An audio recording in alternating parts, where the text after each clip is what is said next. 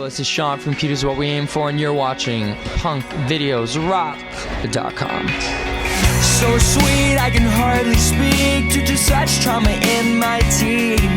What's up, guys? Robert Herrera here with punkvideosrock.com, hanging out with Shaant of Cute Is What We Aim For at Chain Reaction. You're on tour now. It's been a while since you've been on tour. What did you miss most about being on tour? For me, just because I talk a lot, is meeting a lot of new people and hearing all the insane stories, just and how the first show they saw with Cute was in 8th grade, and now they're graduating high school. Wow. And it's the season for graduation, so it's just quite the trip because I'm only 23, and to be part of someone's life and so disconnected. Seriously. Yeah, but finding out all these stories is pretty awesome. Cute Is What We Aim For, obviously you guys were really successful. What led to that hiatus that you guys had last year? I think we just didn't have a clue. We were burnt. We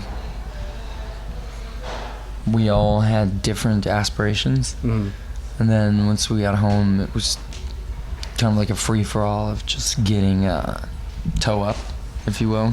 Just kind of making up for all the lost time we had with our friends while we were touring.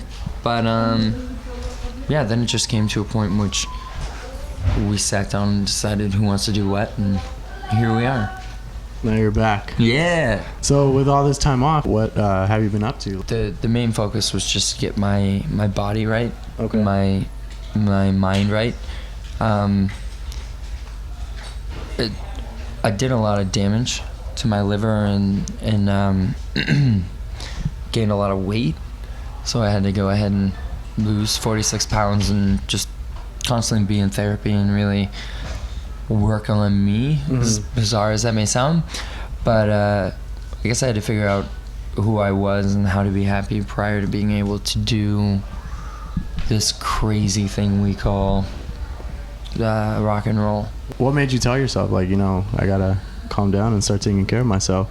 I hurt myself. My friend found me. I have no recollection of how it happened. It was just after a binge.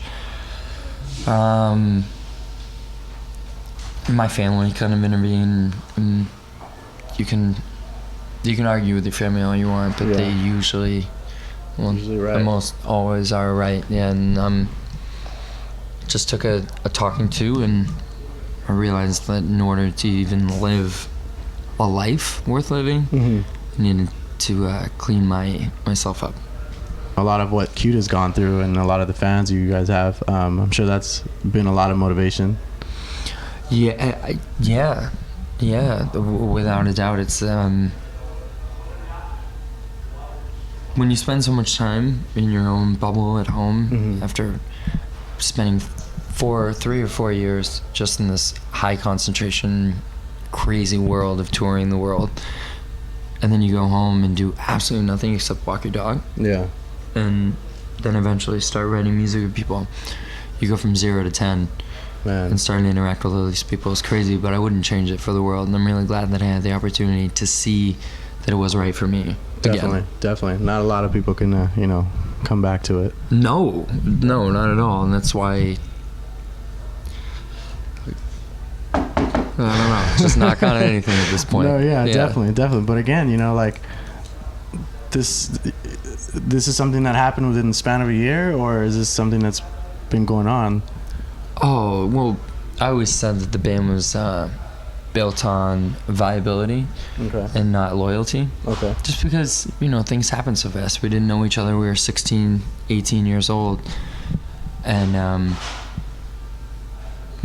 we didn't take the time to respect each other. And so we just flew by the seat of our pants, and with success being what it was, we had no time to kind of assess and address. Okay. So you guys basically you never got the reality check until the hiatus. No, not at all. No, it's the best thing that ever happened. I'm not gonna lie. Even for me as a human being, wouldn't have traded it for the world. Yeah. That was such a life-changing occurrence. You've been sober since? Yeah, no relapses, no nothing. Wow. How did I what? How did you deal with it? How did you, One, it's funny now looking at pictures of myself back then, just so bloated and Probably don't even recognize yourself. yeah, no, not at all. I had hair down to here and a beard, and it was all bad. But the sobriety, when you realize and you come to terms you cannot drink, that's not an option. Yeah. You cannot do it physically. I cannot. If I do it, it's over. Yeah. That's enough for me.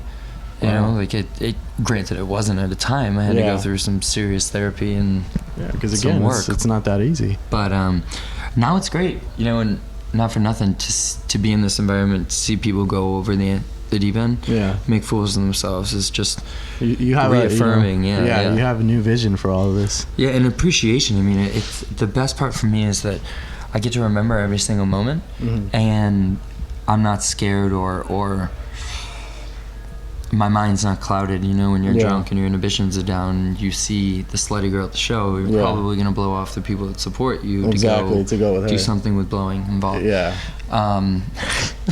Sorry. Hey, you know, it's the truth sometimes. So. But now it's the coolest thing because I have so much energy and I have so much I want to talk about, and I'm in such an amazing position to have so many willing listeners. You know, being able to sit in a circle of people with 20 people until 1:30 in the morning just talking about life and passing around a bottle of Cheez-Its or a bottle of Cheez-Its, a box of Cheez-Its is it's a trip. You gotta code everything nowadays. Yeah. Oh no. We had wouldn't that be horrible? But we had 3 Marines that were ranging from 20 to 23. Then we had like a 16-year-old girl and 2 17-year-olds that were just about to graduate, and then another kid who's in college, and just such a diverse group. Yeah. Talking about the Gulf Coast and talking about just the everyday events that happen in our lives that we lose sight of Yeah. just because everyone's too Your scared to mind's not there. communicate. Yeah. Yeah. My mind was not there in the past, but now it's all here. Hey. So now we got your full attention. Yeah. Dismissed her